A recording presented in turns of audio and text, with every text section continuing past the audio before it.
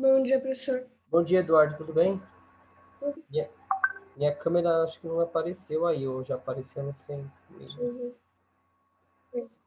Tô meio sem câmera, acho, hoje. Deixa eu ver aqui se eu consigo resolver essa parada. Aê, apareceu. Bom dia, Apareceu. professor. Apareceu Como foi bom. a chuva aí? Tudo bem, gente? Agora tá Animado hoje, tão animado hoje, tô tão animado hoje. Por quê? Porque hoje estreia o Disney+. Hã? Porque hoje estreia o Disney+. Disney Plus, pra poder assistir as séries do Star Wars. A Disney Plus, não é? Né? Coisa de adulto criança, faz parte. E aí, galera, tudo bem? Bom dia para vocês. Né? Ótima terça-feira para vocês. Ótimo dia 17 de novembro. Opa, é hoje. Então, assim, deixa eu tentar me conter que eu tô muito eufórico hoje. Tô parecendo uma criança que ganhou um presente, mas faz parte. Né? Bem, galera, então, assim, bem, deixa eu incorporar a imagem do adulto responsável, né? Vamos lá, incorporando a imagem do adulto responsável. Bem, então assim, galerinha, então na semana passada, né, a gente falou um pouquinho sobre a União Ibérica, né, eu gravei um vídeo para vocês e coloquei lá no YouTube. Essa semana aqui a gente vai falar sobre expansão, né, das fronteiras brasileiras e nós vamos falar sobre os bandeirantes e na quinta-feira eu vou, assim, na semana que vem eu vou disponibilizar um vídeo para vocês falando sobre as revoltas que é chamada nativistas. Esses dois temas estão extremamente ligados. É importante a gente frisar isso. Não há como você dividir história do Brasil de conflitos. Eu já falei para vocês que tem um historiador muito famoso chamado Sérgio Buarque de Holanda, que ele é pai, né, do Chico, né, do Chico Buarque, que é o cantor, o compositor. Então, assim, gente, o Sérgio Buarque, ele vai dizer que o brasileiro, ele é um ser cordial. Então, o que isso quer dizer? Gente, cordial não quer dizer que eu sou gentil. Não quer dizer que eu chego, bom dia, gente, tudo bem? Beleza? Aí, vamos lá. Não, cordial é aquela pessoa que age de uma forma passional. O que é passional? Age com emoção, né? A mesma coisa que eu estou fazendo hoje logo cedo, né? Eu vi um negócio que estava funcionando aqui, eu estou super emocionado, estou super feliz, então eu estou o quê? Eu estou passional. Eu vou agir com aquilo que eu estou sentindo. Por quê, gente? Porque quando a gente for falar que nem direito, quem for fazer direito, que existe crimes passionais, existe outros tipos de crimes. O que são crimes passionais? São crimes que são levados a serem cometidos pelo sentimento. O que você está sentindo. Isso é um ponto importante. Né? Então, o ser humano, o brasileiro, ele é cordial, ele age pela emoção, né? O brasileiro ele tem muito disso, né? Que nem vou dar um exemplo, time de futebol, né? O brasileiro faz de tudo pelo seu time de futebol, né? Ele briga, ele gera conflitos, entre outras coisas. Partido político, gente, partido político é muito importante também. O ser humano brasileiro ele está entrando para um sentimento muito mais voltado para o quê? Para os seus sentimentos. Então eu vou querer impor a minha verdade. A minha verdade ela é absoluta. A verdade do Eduardo, né, da Nicole, do Matheus, da Sofia, do Bruno, para mim não importa. O que importa é a minha verdade. Isso é uma versão passional também, né?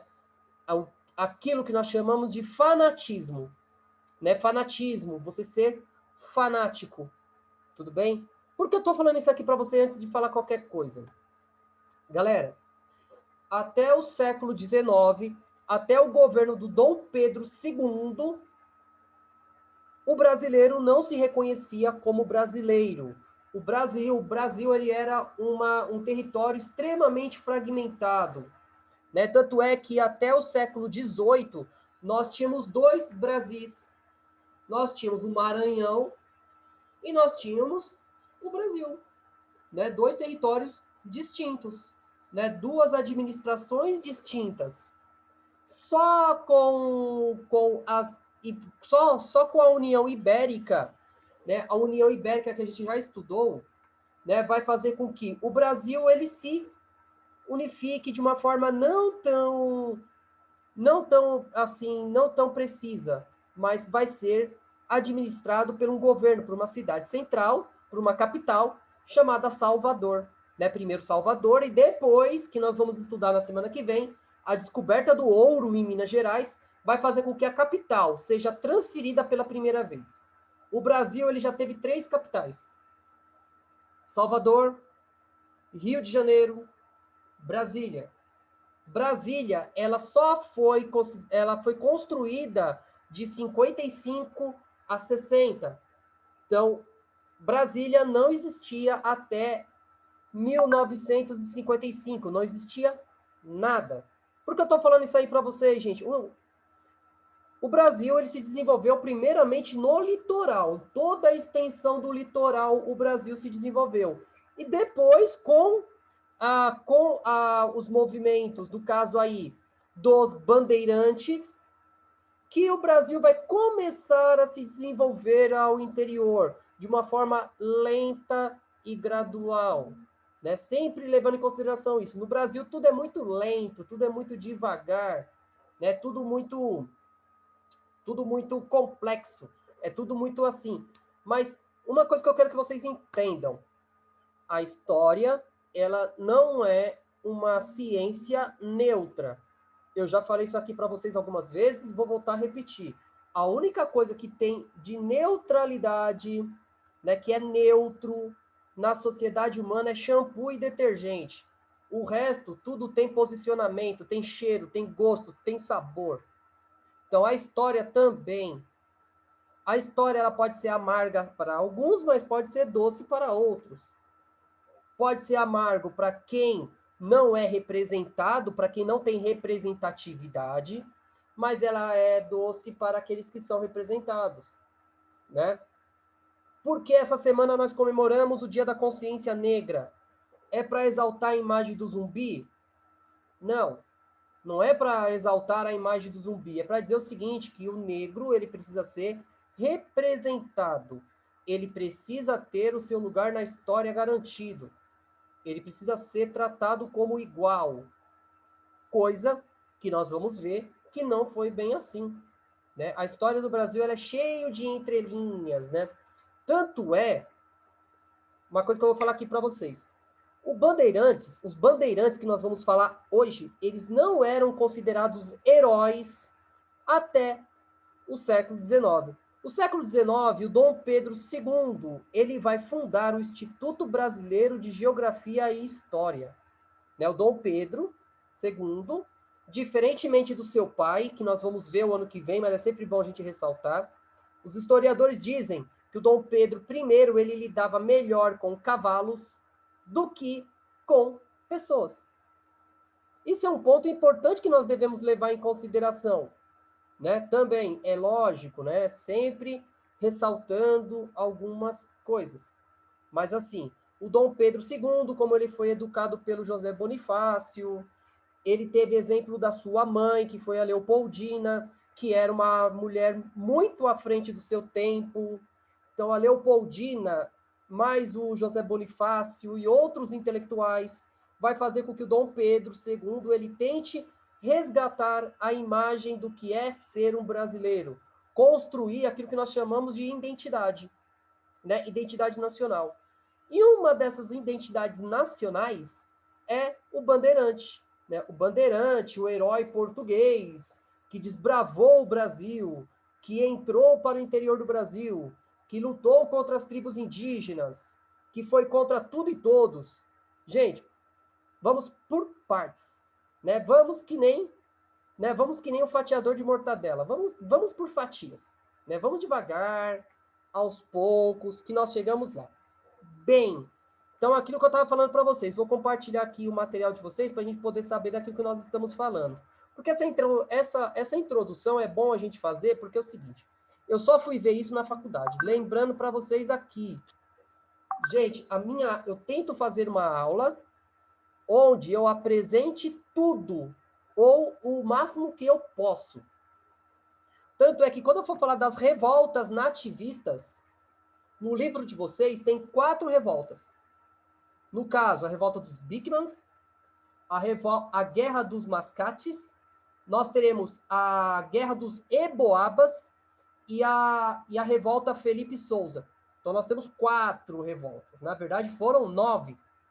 9 revoltas. Então, na história, quem conta a história vai fazer o seu recorte. Vai dizer o seguinte, uma revolta é interessante falar, outra não. Aquela sim, aquela não. Aquela sim, aquela não. Por quê? Né, gente? Por que isso? Porque nós, brasileiros, nós temos uma história contada a partir de uma visão eurocêntrica da Europa. Se nós temos uma história focada no eurocentrismo, nós vamos contar a história a partir da visão do europeu. Então aqui, gente, então nós vamos falar aqui da expansão do território brasileiro aqui a partir do século XVII. Né? No caso, né, a divisão do meridional, né, ali do... Né, o meridional, que é a linha que dividiu o Brasil em 2, né, no caso, o Tratado de Tordesilhas. Né? Então, isso nós já vimos ali, né, naquele momento. Então, o mapa brasileiro ele estava aqui. Né? Então, só no litoral do Brasil, chegando mais ou menos aqui até o litoral de Curitiba. Então, aqui para baixo, para o sul, onde é o Rio Grande do Sul, Santa Catarina, não era território brasileiro, era território espanhol. Né? No caso, aí era chamado de, né, de comunidades, se eu não me engano, os jesuítas, eles fundaram uma comunidade aí, que agora me foge o nome, mas no meio da aula eu vou lembrar. Sacramento. Então, território do Sacramento, que vai ter uma disputa aqui que nós vamos ver na semana que vem, é o seguinte, entre portugueses e espanhóis que vão assinar o Tratado de Madrid, que vai modificar isso aqui. Essa linha imaginária em vermelhinho aqui, ela vai deixar de existir. E o Brasil vai começar a ser forjado, o Brasil vai começar a ser modificado a partir desse momento. Então, o território brasileiro ele vai expandir para o interior. Mas quem vai fazer isso? Né? Quem vai fazer esse trabalho sujo? Né? Por que eu falo trabalho sujo, gente? Uma coisa que nós temos que entender.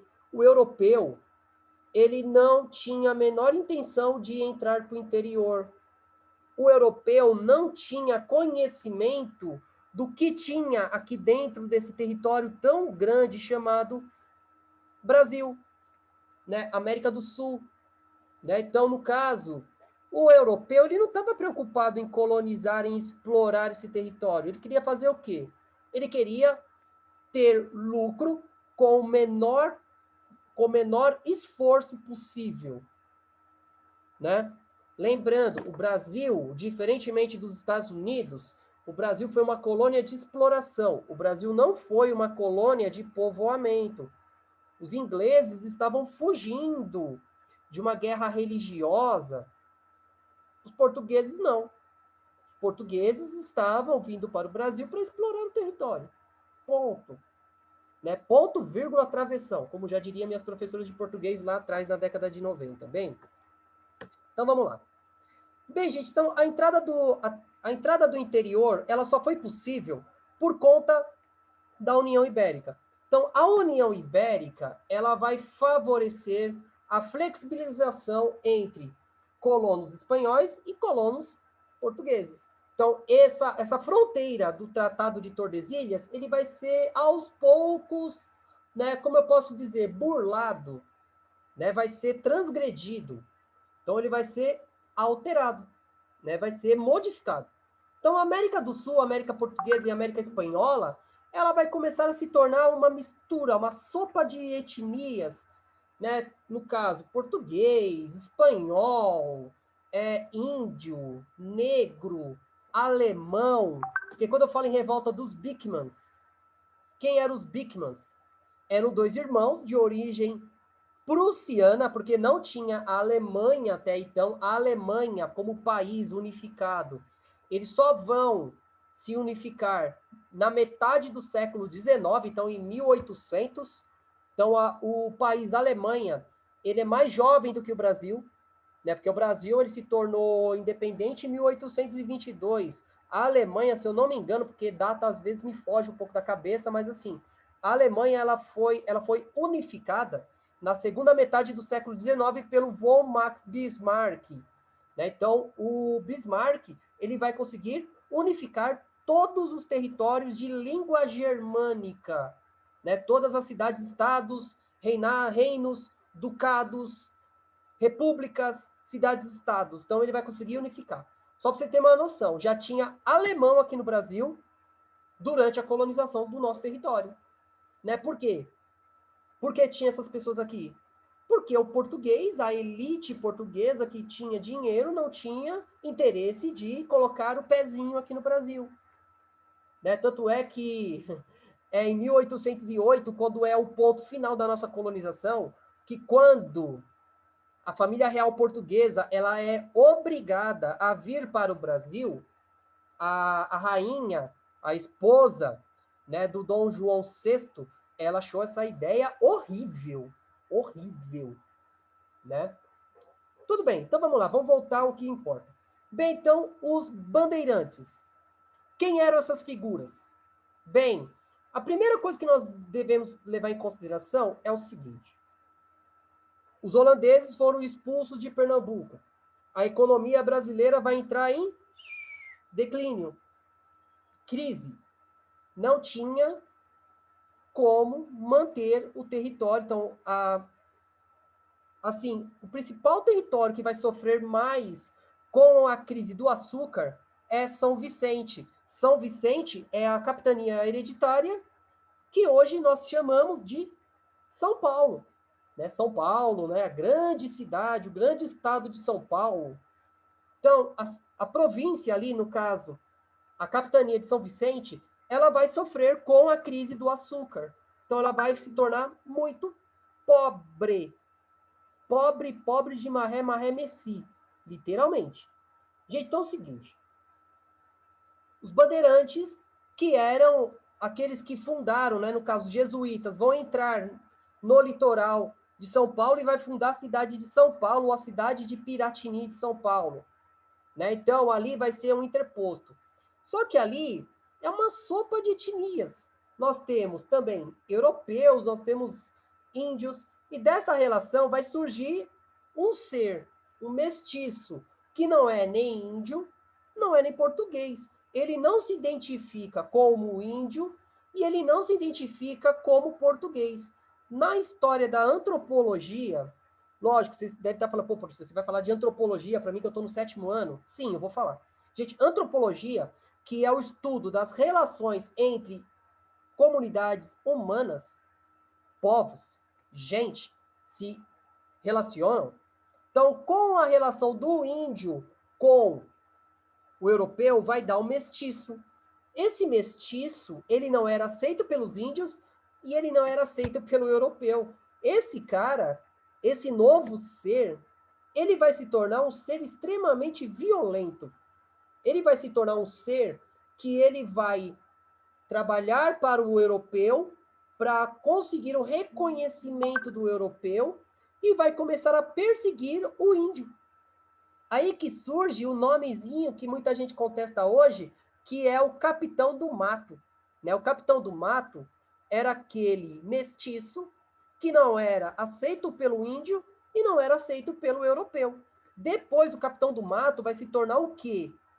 No caso, mestiço africano.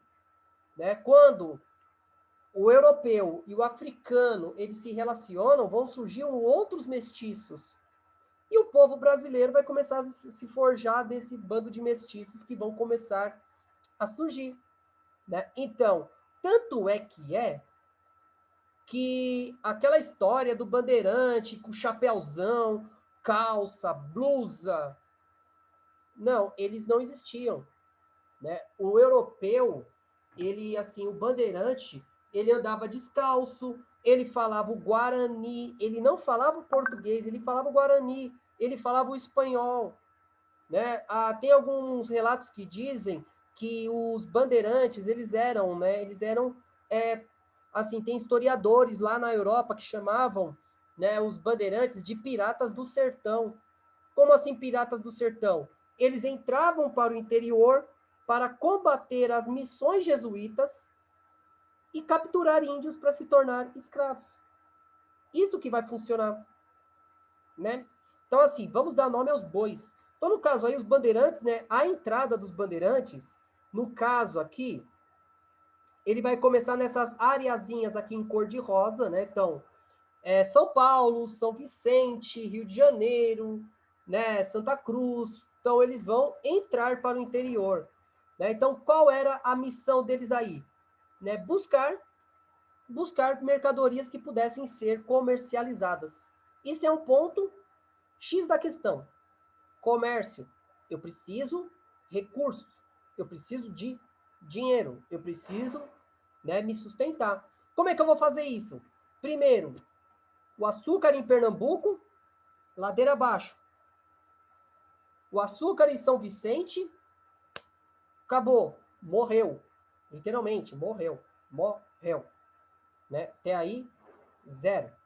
Então, o que vai acontecer aí? Né? Vai começar a buscar novos recursos. Né? No caso aqui, vai surgir, nesse momento aqui, o que nós chamamos de vila e o que nós chamamos de cidades. Né? Então, nesse momento aí, vai começar a ter, né, o surgimento de povoados no litoral e não para o interior. No caso aí dos movimentos das bandeiras, então aquela pessoa que eu falei para vocês, que não era índio, que não era europeu, ele era um ser novo, um ser que estava se reconhecendo, se construindo. O que vai acontecer com essa figurinha aí? Simples. Ele vai começar a entrar para o interior, né, para buscar recursos, para buscar drogas do sertão, para encontrar tribos indígenas, para sequestrá-los e trazê-los para o litoral para poder serem escravos. Gente, foi o seguinte, também tem várias coisas que vai acontecer nesse momento. A coroa portuguesa, apoiada pelos jesuítas, eles vão dizer o seguinte: o índio ele deveria ser o quê? Catequizado. O índio ele deveria ser humanizado. Ele deveria ser apresentado para a fé cristã, porque diferentemente do africano, o índio, ele não foi apresentado à fé cristã. Então, ele poderia ser o quê? Salvo. Segundo a tradição da colonização, o índio, os jesuítas, ele tinha essa imagem do quê? O índio pode ser salvo, ele não foi apresentado a Jesus Cristo, então ele poderia ser salvo. O negro, não. O negro, segundo as lendas, segundo os estudos que a gente faz na antropologia, na sociologia, entre outra coisa, os africanos, eles são herdeiros do filho de Noé. Agora não me lembro o nome dele, mas ele cometeu um crime contra o pai dele e ele foi amaldiçoado pelo pai. Né? Isso vai fazer com que o Noé, né, os filhos de Noé sejam os herdeiros, né, que vão ser os escravos, que são os africanos. Tá vendo como as coisas elas funcionam com uma certa intencionalidade? O índio pode ser catequizado, o negro não. Por que será, né? Então tem todas essas dinâmicas aí do mundo todo. Bem, então nesse caso aí, como os holandeses também, quando os holandeses eles saem do Brasil, eles são expulsos do Brasil, os holandeses eles comandavam o comércio de escravos. Então, o escravo para o Brasil vai se tornar muito caro. Né? Então, tem toda essa questão religiosa, política e econômica. Então, nesse sentido, o escravo vai se tornar muito caro. O que os colonos vão começar a fazer? Recorrer ao índio. Então, o índio vai começar a ser escravizado. Aquela história de que o índio não foi escravizado no Brasil, ela não existe. Ela está sendo revisitada, ela está sendo revista. Né? Tanto é que, dessa forma, os bandeirantes, quando entravam para o interior, eles voltavam para o litoral cheio de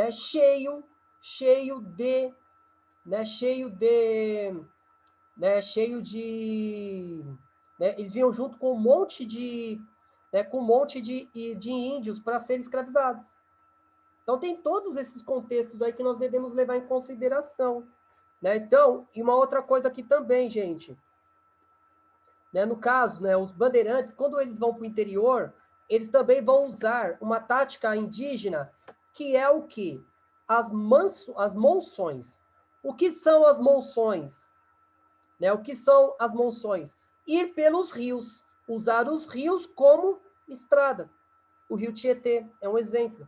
O rio Tietê é um dos poucos rios dentro do Brasil que ele corre para o interior. Ele corre para o interior, então isso vai fazer com que, né, eles tenham uma estrada para o interior do Brasil. Né?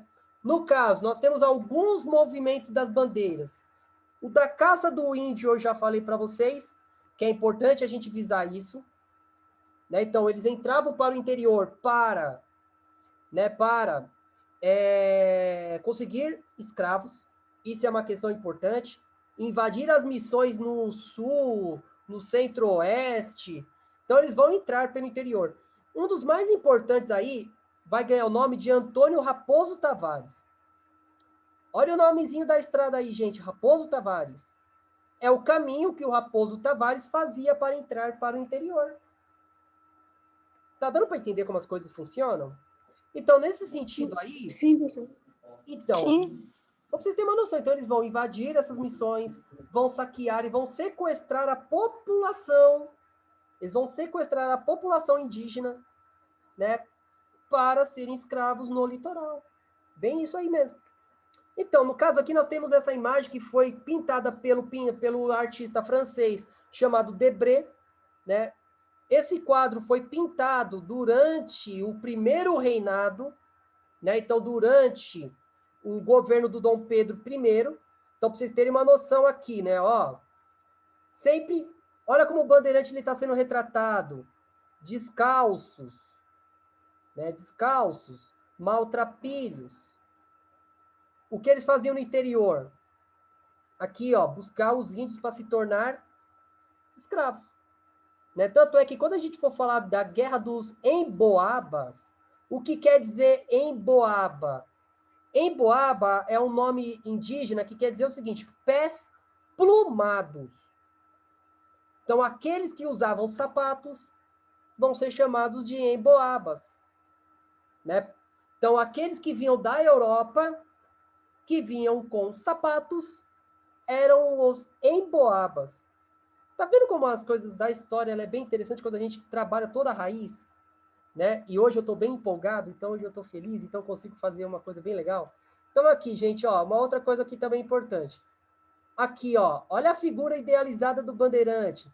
Chapéuzão, barbudo, com roupas, né, roupas de pompa, né? Olha que cara lindão, né, pro período, né? Olha que coisa mais fofinha.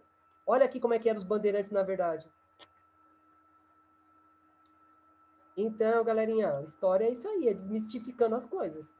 Então, gente, no caso aí, o tráfico, né? Então, os contratos, né? Então, eles vão buscar as drogas do cerrado, aquela coisa toda, né? Então, aquilo que a gente já viu.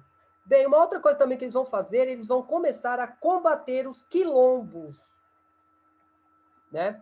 Então, eles vão começar a entrar para o interior também para resgatar escravos fugidos, né? No caso aqui do Antônio do Velho aqui, né? No caso aqui do Antônio Velho, ele vai destruir o quilombo dos Palmares, né? No caso Jorge Velho, Borba Gato, eles vão entrar para o interior e vão começar, né, a buscar, né, esses escravos fugidos, né? Então tem todos esses movimentos. E também, no caso aí, né, as bandeiras de prospeção, que quer dizer o seguinte, a guerra para expandir o território e buscar riquezas, né? Porque qual foi a tentativa aí? Impedir de invasões francesas, inglesas, holandesas novamente volte a acontecer. No caso, né, do Fernão Dias, né? Então eles vão, né, usar esses artifícios. Chegando na região de Minas Gerais, né, da região de Goiás e de Mato Grosso. Gente, aqui está Mato Grosso do Sul. Mas na colônia, quando vocês forem fazer prova como vestibular, não havia divisão do Mato Grosso. Não existia Mato Grosso do Sul. Era Mato Grosso e ponto. Mato Grosso e ponto. Tudo bem? Então, era o estado do Mato Grosso só foi dividido na década de 80, 1987. Deixar bem claro isso aí. Bem, então é o seguinte, né? Então, as monções foi aquilo que a gente falou, que foi a entrada dos colonos pelos rios. Então, gente, assim, vamos falar mais um pouquinho aqui, só para a gente, né, terminar aqui, que eu acho que é interessante a gente falar aqui. Você vai assistir Star Wars. Né? Bom, galera, então, pense o seguinte. O porquê vocês, assim, esse ano teve um movimento muito sério, encabeçado pela morte do George Floyd, que é discutido no mundo todo. Primeiro, exaltar a imagem dos escravocratas. Né? Exaltar a imagem dos escravocratas, daqueles que ganharam dinheiro, né, com a escravidão. Gente, assim, a revisão histórica ela é muito importante, mas nós não podemos negar a nossa história. Que nem na beira do Parque do Ibirapuera existe o Monumento das Bandeiras. Existe um movimento ali, um monumento em homenagem aos bandeirantes. Segundo o que o movimento revisionista ele prega, aquele monumento não deveria existir mais. Por quê? Porque ele exalta um grupo de pessoas que não fizeram, que eles expandiram o território do Brasil, sim, isso é extremamente importante, mas eles cometeram muitos atos de violência, atrocidades. Tanto é que na Inglaterra, os bandeirantes eles eram chamados de piratas do sertão. No meu ponto de vista,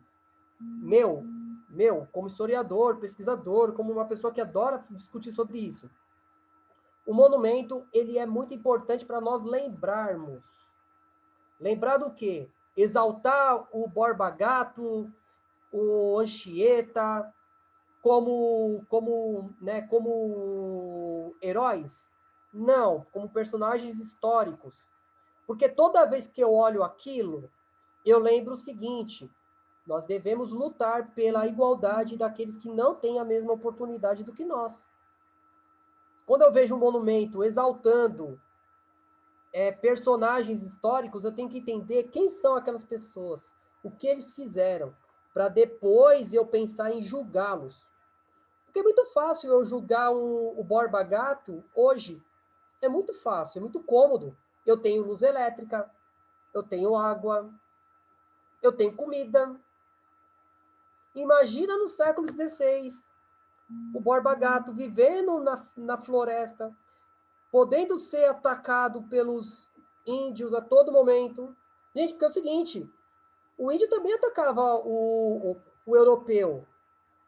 Lógico, o europeu ele está invadindo o território indígena, mas o índio também ataca o europeu. Então imagina a pressão que aquela pessoa vive também. Lógico, eu não estou falando que ele é herói, mas nós temos que ver as coisas dos dois lados. Historiador foi aquilo que eu falei para vocês, não é um ser neutro, não é uma neutralidade. Os bandeirantes eles eram fofinhos, os bandeirantes eles eram monstros, né? Eles eram pessoas que deveriam ser esquecidas da história. Não. Nós devemos compreender o que eles fizeram para que isso não volte mais a acontecer. Tudo bem? Bem, meus povos, minha povo. Tudo bem? Amém? Sim, professor. Então, gente, agradeço a todos. Tudo bem. Precisando de mim, estou à disposição. Sim. Né? Então, me chamem no WhatsApp, me chamem no Facebook, pode chamar, que eu estou aí à disposição, beleza? Sim. Aquele abraço, galerinha. Uhum. Até mais. Tchau, professor. Até mais. Tchau, tchau.